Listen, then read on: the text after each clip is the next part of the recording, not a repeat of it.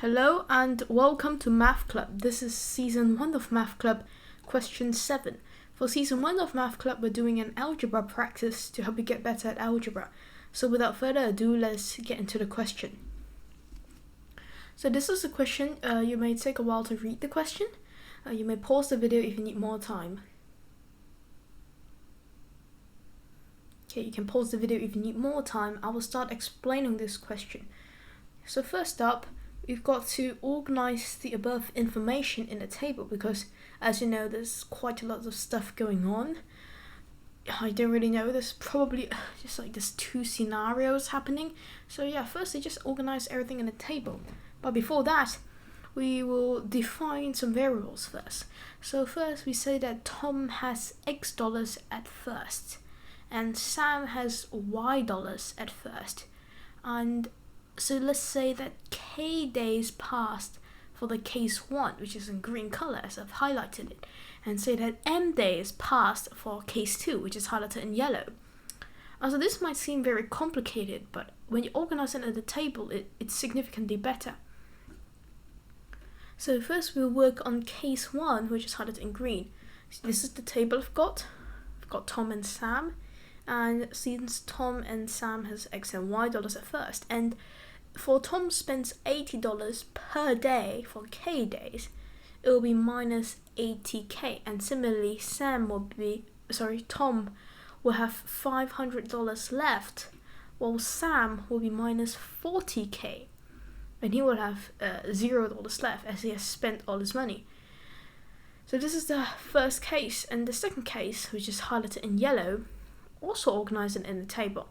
It's quite important to note that at the start, which is where my mouse is, the amount they have doesn't change, right? Because this is just hypothesis. It didn't actually happen. So at the start, they will still have the same amount of money, which is X and Y. For Tom, if he minus $40 each day, which is 40 M days, he will still have 1100 left. Well, if Sam spends $80, which is 80 M each day, he will have $0 left. So first up, we know that Y minus 80 M, which is the case 2 for Sam, equals to Y minus 40K because they are all equals to 0. So from here, we know that 80 M equals to 40K. And 2M equals to 4K. You see, we have automatically kind of solved part of the questions already. So over here, we just got to work on Tom. So this is case 1, Tom. We're just going to write it out. So X minus 80K equals to 500. And we will substitute 2M equals to K inside the statement. What do you mean substitute? So we're just going to take 2M minus K and we're going to incorporate it into this equation. How we're going to do that is we're going to make 80K equals to 160M. So X minus 160M equals to 500. And similarly, this is case 2, Tom. It's X minus 40M equals to 1100.